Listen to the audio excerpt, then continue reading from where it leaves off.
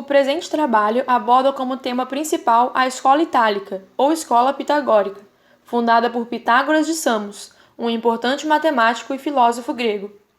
Apresenta o período pré-socrático, filósofos discípulos da escola, como Filolau, Arquitas, Alcmeon, Teano e Melissa, vida, obra e crenças de Pitágoras e outras curiosidades.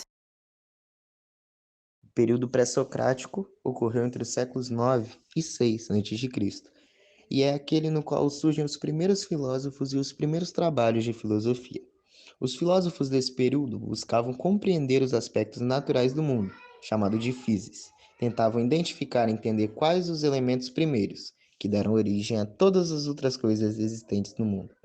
A ligação com a natureza e com os elementos naturais eram os fatores mais importantes e marcantes dentro das obras pré-socráticas, quais buscavam explicar as coisas de maneira racional e, consequentemente, menos mitológica.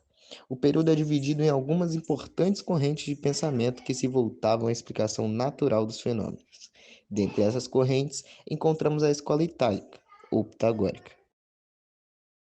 Filolau foi um filósofo pré-socrático e matemático grego, autor e professor da cidade de Tarento, nascido em Crotona, cidade da Magna Grécia, colônia grega que hoje fica na Jônica, Itália. O principal centro de estudo e divulgação do pensamento pitagórico, hoje na Itália, um dos primeiros pitagóricos, discípulos de Lises e o primeiro a sistematizar a doutrina pitagórica, expondo-a no livro chamado Escritos Pitagóricos, segundo o historiador Diógenes Laércio, discípulo de sobreviventes da escola pitagórica, após o massacre destes pelos seguidores de Cibares. Muito pobre, escreveu sobre permissão dos seus professores para vender a primeira obra do pitagorismo, o que aparentemente foi a fonte do conhecimento da ordem pitagórica que, através de Platão, comprador do livro, temos conhecimento. Arquitas foi um filósofo, cientista, estratega, estadista, matemático e astrônomo grego, considerado o mais ilustre dos matemáticos pitagóricos.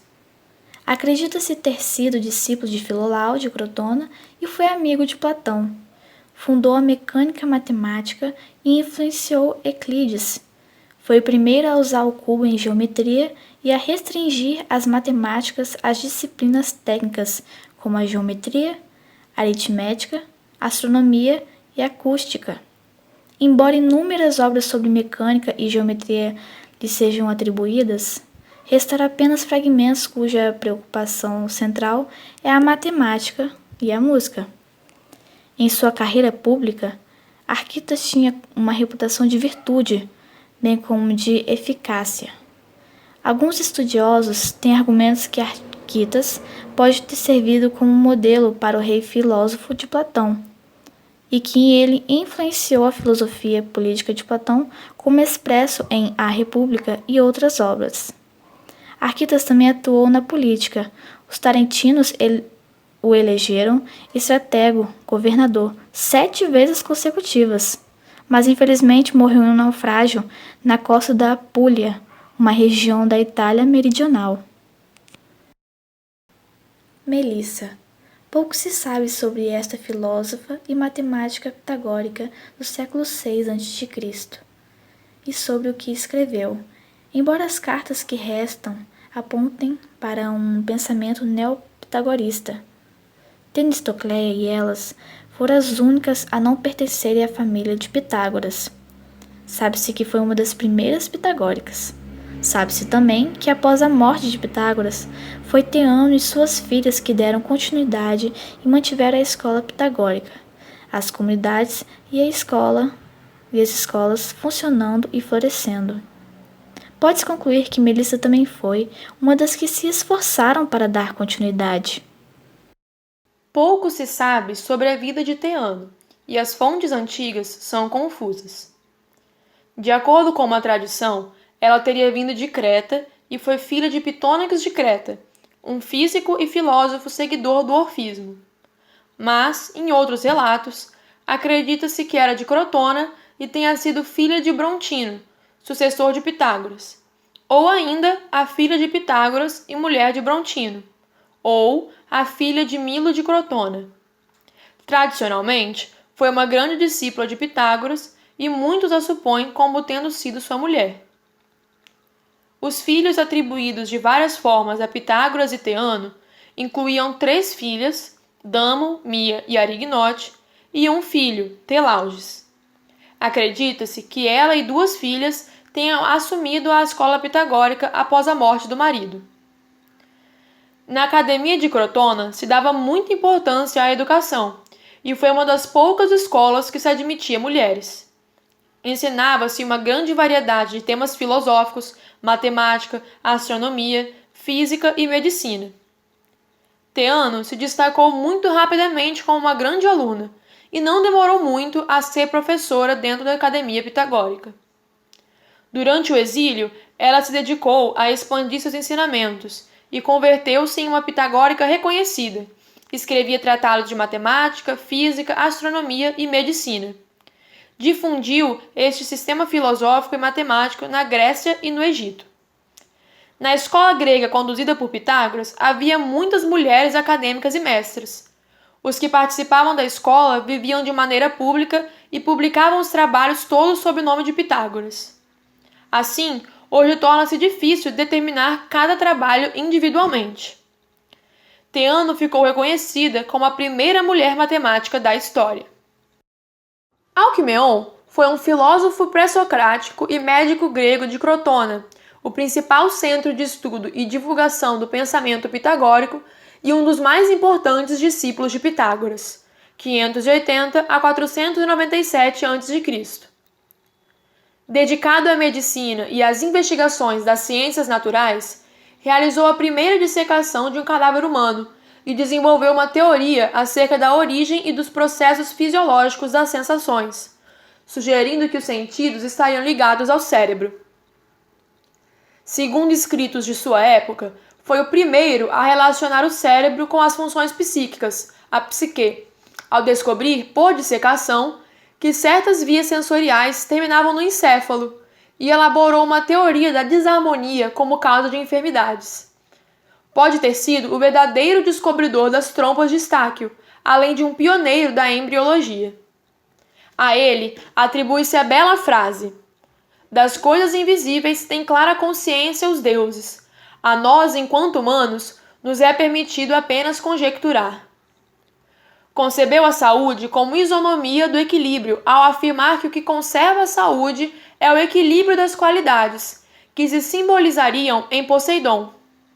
Da sua filosofia, transmitida sob forma de comentário, doxografia, principalmente através da obra de Aristóteles, 384 a 322 a.C., destacam-se 2 pontos importantes: a elaboração de uma tabela de pares opostos que funcionariam como princípio arqué da natureza, limite e ilimitado, ímpar e par, unidade e pluralidade, direito e esquerdo, masculino e feminino, repouso e movimento, reto e torto, luz e sombra, bom e mal, quadrado e oblongo, e uma compreensão da imortalidade da alma, por concebê-la em eterno movimento à semelhança dos astros e dos entes divinos. Pitágoras foi um importante matemático e filósofo grego. Nasceu no ano de 570 a.C., na ilha de Samos, na região da Ásia Menor, Magna Grécia. Provavelmente morreu em 497 ou 496 a.C. em Metaponto, região da Itália. Embora sua biografia seja marcada por diversas lendas e fatos não comprovados pela história, temos dados e informações importantes sobre sua vida. Desenvolveu trabalhos na área da filosofia, música, moral, geografia e medicina. A lenda começa antes mesmo de Pitágoras nascer, por volta de 580 a.C. A sacerdotisa do deus Apolo disse a sua mãe: tereis um filho de grande beleza e extraordinária inteligência. Terá um dos homens mais sábios de todos os tempos. A lenda ou não, a inteligência do jovem Pitágoras impressionava os mestres das melhores escolas de Samos, que não conseguiam responder às perguntas do jovem. Com 16 anos de idade, Pitágoras foi enviado para Mileto, para estudar com Tales, o maior sábio da época. Com 18 anos de idade, Pitágoras já conhecia e dominava muitos conhecimentos matemáticos e filosóficos da época. Afirmava que o planeta Terra era esférico e suspenso no espaço. Encontrou uma certa ordem no universo, observando que as estrelas, assim como a Terra, giravam ao redor do Sol. Adulto, em busca de novos conhecimentos, Pitágoras começou a somar, além dos números, ideias sobre ciência e religião de outros povos. Foi para a Síria, Arábia, Caldeia, Pérsia, Índia e Egito, onde se fixou e passou mais de 20 anos. Recebeu muita influência científica e filosófica dos filósofos gregos Tales de Mileto, Anaximandro e Anaximenes. Sua ideia revolucionária para a época o levaram a ser perseguido. Mudou-se para Crotona, região conhecida como Magna Grécia. Fundou uma escola de caráter místico-filosófico, que ficou conhecida como Escola Pitagórica. Entretanto, foi perseguido novamente e deixou Crotona e partindo para o Egito. No Egito, impressionado com as pirâmides, desenvolveu o famoso Teorema de Pitágoras. De acordo com esse teorema, é possível calcular o lado de um triângulo retângulo, conhecendo os outros dois. Dessa forma, ele conseguiu provar que a soma dos quadrados dos catetos é igual ao quadrado da hipotenusa. Atribuiu-se também a ele desenvolvimento da tábua de manipulação, o sistema decimal e as proporções aritméticas. Para Pitágoras, a música era o melhor meio de purificar a alma. Os termos criados por ele são usados até hoje, como média harmônica e progressão harmônica. Como astrônomo, seu principal mérito foi conceber o universo em movimento. Aos estudos sobre a rotação da Terra, misturava-se noções acerca da melodiosa música das esferas, produzida pelos astros em movimento. Como teórico de medicina, achava que o corpo humano era construído basicamente por uma harmonia. Pitágoras faleceu em Lucânia, Itália, provavelmente 497 a.C.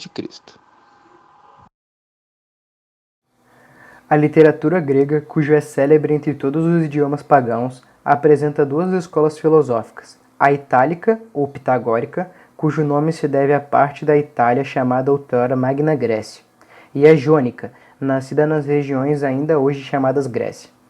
A escola itálica tem por autor Pitágoras de Samos. Ao que tudo indica, a invasão persa na Ásia Menor provocou o deslocamento para o extremo ocidental do mundo helênico de alguns grupos jônicos, em que desta fecunda imigração surgiu a escola itálica. A escola teve como ponto de partida a cidade de Crotona, no sul da Itália, e difundiu-se vastamente. Trata-se da escola filosófica grega mais influenciada exteriormente pelas religiões orientais, o que por isso mais se aproximou das filosofias dogmáticas regidas pela ideia de autoridade. A importante função da escola era a crença de que todas as coisas são números e o processo de libertação da alma seria resultante de um esforço basicamente intelectual. A purificação resultaria de um trabalho intelectual que descobre a estrutura numérica das coisas e torna assim a alma como uma unidade harmônica. A escola exerceu uma imensa influência no platonismo, no falso cristianismo e também nas sociedades secretas que perduraram pelo tempo até alcançarem os dias de hoje, tendo sido de fundamental importância para o desenvolvimento da matemática grega, cujo sentimento veritológico considerava que todos os números eram a substância primária de todas as coisas, como sendo as suas essências. Destacam-se a escola itálica como sendo uma influente corrente veritológica grega, em que destacaram-se Pitágoras, Filolau, Árquitas e Alcmenion, os quais tentaram introduzir a verdadeira religião no seio da nossa humanidade, sendo tal tentativa mal interpretada pelos estudiosos. Afirmam que eles manifestam ao mesmo tempo tendências míticos-religiosas e tendências científico-racionais, como se essas fossem possíveis ao mesmo tempo, sendo postas apenas no âmbito da imaginação. Presente na evolução de diversas culturas e visto por muitos como símbolo da magia, o pentagrama para os pitagóricos apresenta outro significado. Cada ponto representa uma coisa, são elas: razão incontestável, o primeiro ponto; o segundo, o masculino; o terceiro, o feminino; o quarto, a justiça; e por último, o casamento, que é o quinto ponto. Como significado místico, a estrela representa os 5 elementos que compõem o homem: fogo, água, ar, terra e espírito. Neste trabalho, procuramos dar a conhecer a escola itálica, abordando assuntos como o período pré-socrático, a biografia do fundador Pitágoras e de seus alunos, características da escola e curiosidades importantes. É de grande peso ressaltar a importância da escola e de seus membros para a matemática e para a filosofia. Todo o conhecimento matemático produzido pela Irmandade contribuiu notavelmente para a história da humanidade, pelo seu interesse pelo estudo da matemática, sendo também eles os primeiros a produzir demonstrações rigorosas sobre as verdades matemáticas, influenciando assim matemáticos e filósofos até os dias atuais.